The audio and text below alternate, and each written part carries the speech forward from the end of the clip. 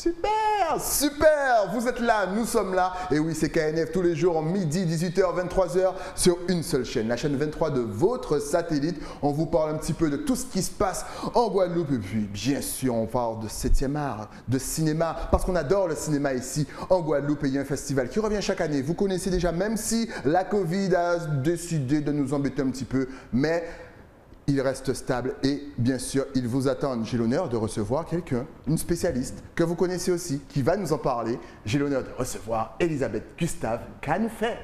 Bonjour Stylet. Bien installée?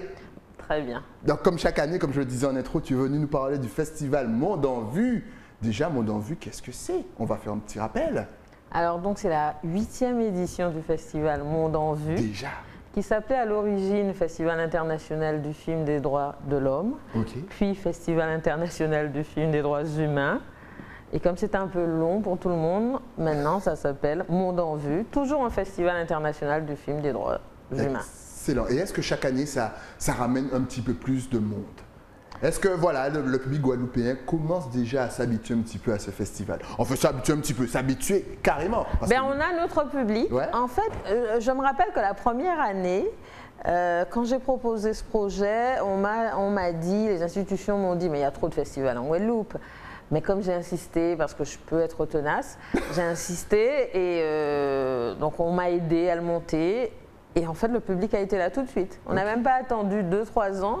Le public a été présent dès la première année. Mais il faut dire qu'on choisit les films avec attention. Ouais. Beaucoup de films qui sont indépendants, donc on n'a pas l'occasion de voir ailleurs.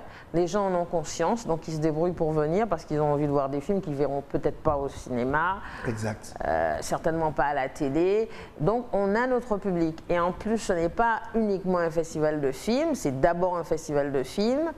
Ça a d'abord été un festival de documentaires, de films documentaires, et après on s'est rendu compte qu'il y avait des pépites en fiction aussi sur les mêmes thématiques, donc on a rajouté la fiction.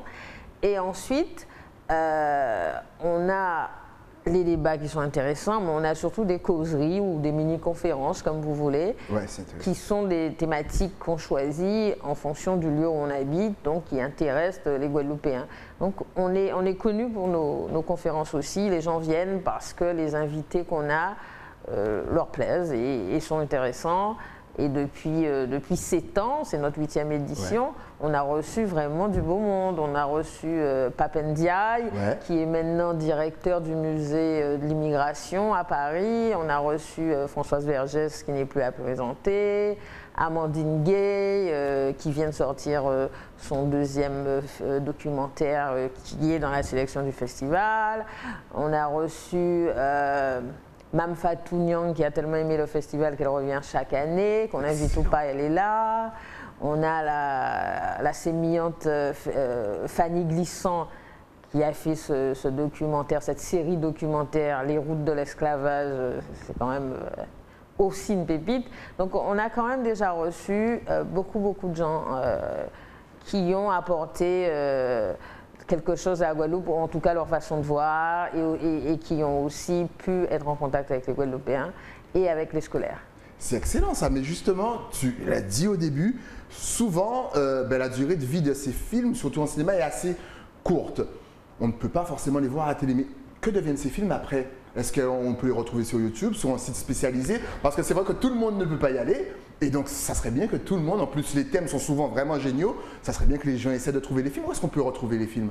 À la fin du festival, est-ce qu'il y a un site, YouTube, je sais pas. Alors, on n'a pas développé ça. Beaucoup de festivals l'ont développé tout simplement parce que je privilégie le contact humain. Mais ils sont facilement retrouvables sur Vimeo, en payant, etc. L'essentiel, c'est qu'ils repèrent le film, ils cherchent en ligne, ils trouvent le film. Et puis voilà, puisque depuis qu'on a les plateformes digitales, un film se retrouve plus facilement qu'il y a 5 ans. On peut le trouver, on peut le voir, etc. Mais c'est toujours bien de le voir en grand écran. Donc les gens se déplacent et voilà. On est vraiment sur le contact humain. Chaque année, on me propose de mettre une plateforme digitale. Je vais finir par y arriver, on ne peut pas rester dinosaure toute sa vie. On a déjà tellement à faire avec Zoom, etc. depuis 2 ans, que je continue à privilégier le contact humain. Les invités continuent à prendre l'avion pour venir nous voir. Donc, tant que ça peut se faire, Covid ou pas, on essaie de passer, de faufiler, on essaie de se faufiler et on y arrive, voilà. Cette année, on a une petite difficulté supplémentaire.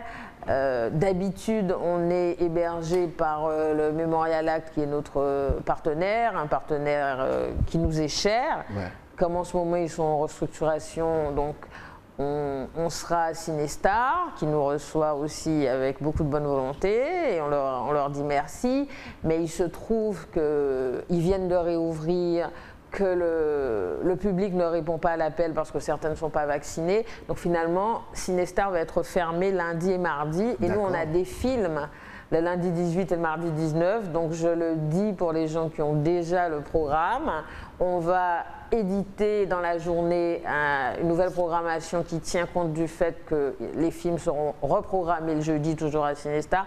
Donc on a des difficultés liées au Covid, mais on s'adapte parce que finalement on a appris à s'adapter depuis cette pandémie. Eh oui, je suppose que vous adaptez aussi. Mais bien sûr, on est obligé et on ne peut pas faire ça. Donc rappelez-vous bien, le lundi 13, pas de projection parce que le Cinestar est fermé. Non, pas le lundi 13, le lundi 18 et le mardi 19. Je suis dans le passé, le lundi 18 et le mardi 19, voilà. Pas de projection parce qu'à cause bien sûr des mesures sanitaires, le cinéma est fermé, tout le monde n'est pas encore vacciné.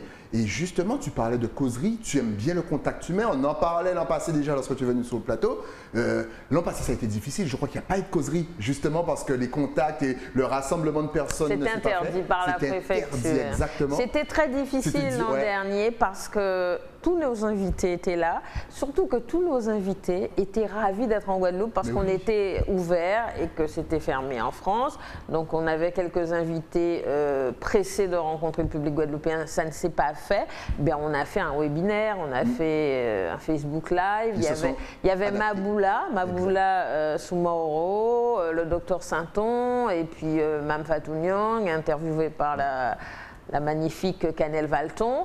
On a quand même eu de très très bons retours parce qu'on a eu des milliers de vues, mais c'était pas la même chose. Il y a une frustration. On sent que tu aimes le contact humain. Ben oui. L'échange, poser des questions, rire ensemble, Voilà, c'est tellement mieux. Donc n'hésitez pas à sortir et allez surtout faire un petit tour au Festival Monde en Vue parce que vraiment, elle y met tout son cœur, toute son énergie. Là, elle est entre deux rendez-vous, là, elle est venue sur le plateau parce que c'est nous. Mais sinon, elle court, elle est au four et au moulin, rien que pour vous. Ben écoutez, cette année, on change un peu. On m'a reproché d'avoir des films trop durs parce qu'il ne faut pas se le cacher.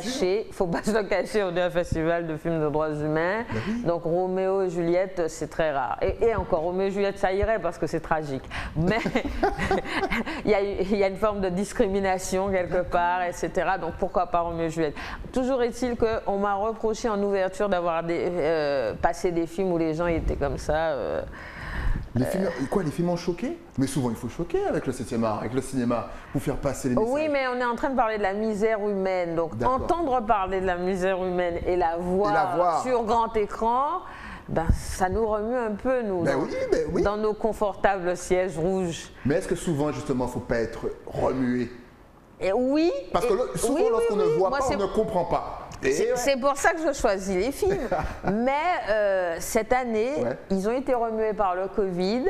Alors je le dis. Trop de mauvaises vibes. On aura un festival qui va moins atteindre les sensibilités des uns et des autres parce que j'ai pitié. Je l'adore, j'ai pitié de vous.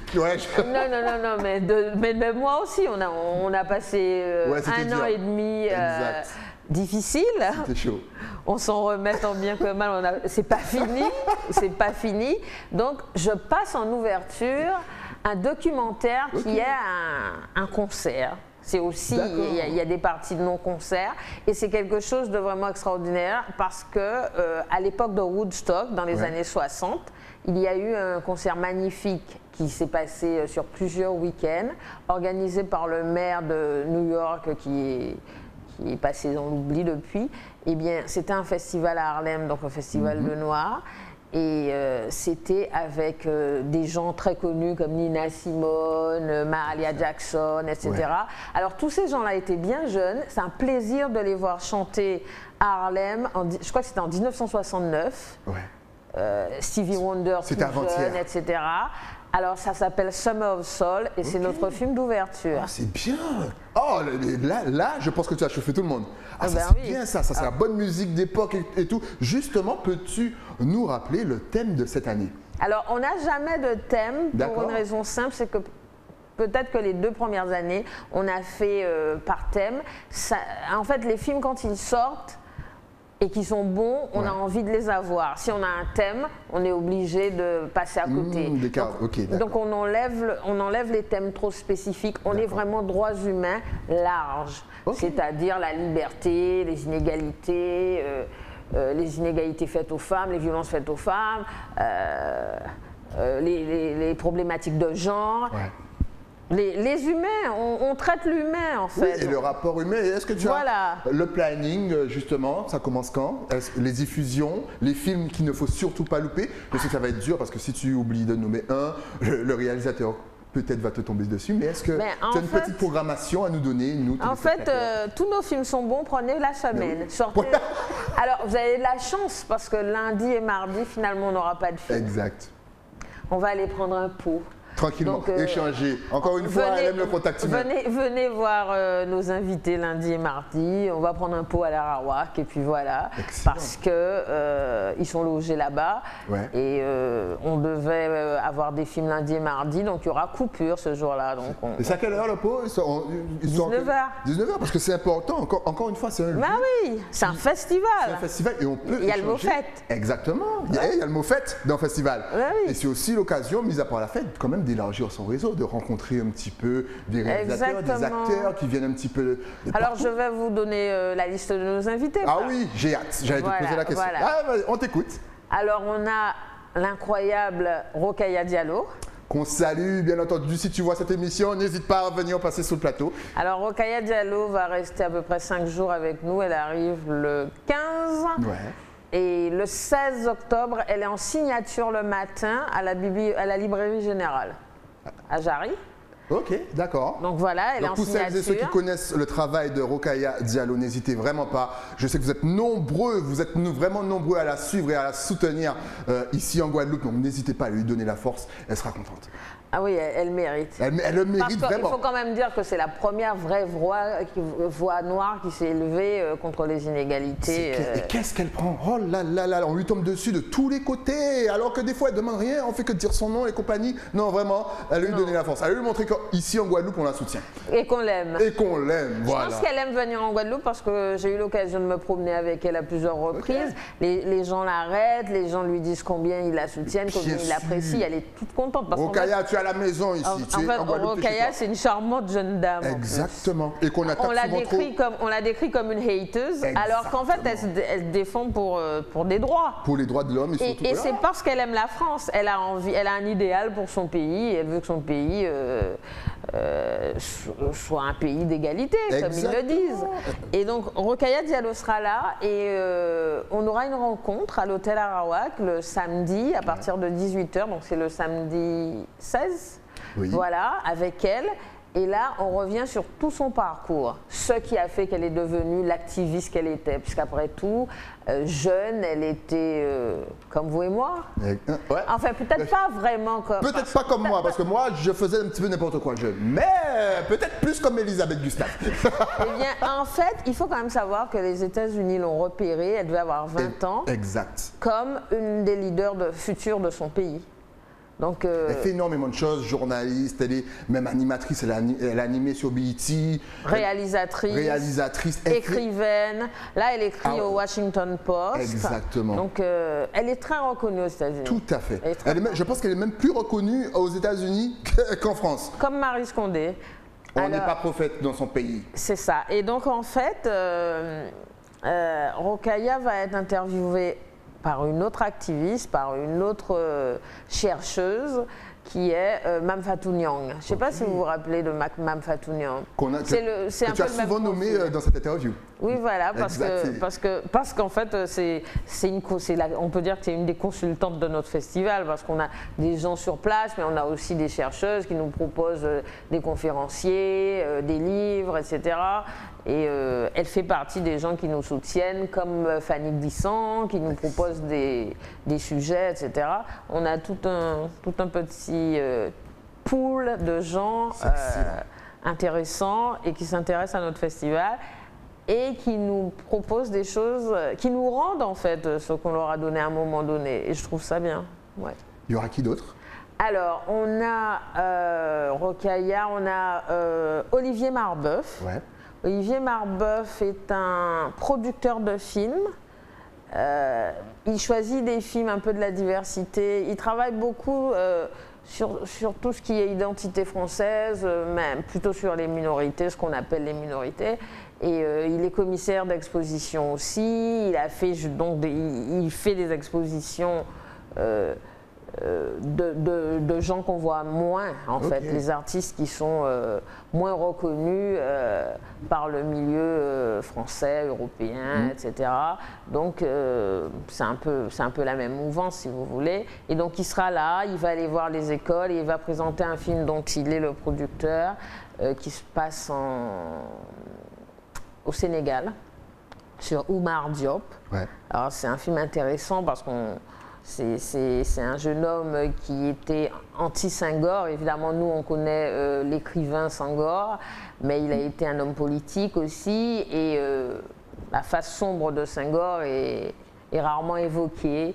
Et ce jeune homme est mort en prison, donc on a encore des questions sur... Et c'était un anti-Senghor. Donc c'est intéressant de voir ça. Exactement, donc au pire, si vous ne connaissez pas, vous renseignez rapidement, vous tapez sur Google. Si vous avez des questions... Mondenvue.com. Exactement. Voilà. De toute façon, t'inquiète pas, on va leur donner l'adresse à la fin de l'émission. Voilà. Mais vous tapez, si vous avez des questions, vous notez et puis vous venez échanger. On vous rappelle que c'est 9 jours de festival, ça se termine le 22. Donc surtout, n'hésitez pas à vous déplacer, il y aura plein d'invités prestigieux. D'ailleurs, on a vu en double écran un petit peu les visages. Si vous n'arriviez pas un petit peu à mettre les noms sur les visages, c'est passé en double écran. Encore une fois, le festival commence avec le documentaire Summer of Soul. Et se termine en clôture avec... le film, la fiction de Jessica Généus, Freda. Et Jessica, c'est un peu notre petite chérie parce qu'elle est venue il y a 3 ans et elle a eu le grand prix du documentaire pour son documentaire Jouka Levé, qui était un film sur la maladie mentale de sa mère. Excellent. Donc, il y a plein de pépites à découvrir. C'est dommage que souvent, ça soit pas que le grand public ne connaisse pas tout ça. Jessica a fait son entrée à Cannes cette année où elle a été remarquée, où elle a eu un prix. Donc Jessica, c'est vraiment la réalisatrice à suivre parce qu'elle est intense, parce qu'elle est intelligente, parce qu'elle a des choses à dire. Donc le 22, ne manquez pas Jessica Généus. Elle arrive spécialement pour nous parce qu'elle est invitée au FESPACO, au Burkina Faso. Et la pauvre, elle va voyager 20 heures peut-être, je ne sais pas, pour arriver en Guadeloupe, pour nous, en fin de festival. Mais elle vient quand même et je trouve que c'est vraiment louable. Elle arrive le 21. Excellent. Et le 22, elle passe son film, on passe son film au Cinestar. Vous voyez le programme un petit peu qui vous attend encore une fois. Festival Monde en Vue, bien sûr, documentaire, court-métrage, long-métrage autour des droits de l'homme, c'est super important. Dernière petite question, est-ce qu'il y a des heures précises pour les projections? Est-ce que c'est plus le matin? Est-ce que c'est midi? C'est le soir, c'est le soir. En général, on a une projection à 18 h et une autre à 20 h. D'accord. Voilà. Mais il ne faut pas oublier qu'on a aussi, on a une soirée féministe qui nous est chère chaque année. Et donc cette année, on est particulièrement fiers de notre soirée féministe de cette année parce qu'on invite 2 dames, 2 jeunes femmes de Guadeloupe, Canel Valton et Stéphanie Mélion-Renette, qui ont participé à un livre qui sort le 14 et que tout le monde mérite d'acheter, qui s'appelle Feu, abécédaire des féminismes présents. Et c'est la philosophe... Ah ben voilà, il faut que j'ai un trou de mémoire pour... En tout cas, mesdames, l'invitation est lancée. Elsa Dorlin. Elsa Dorlin.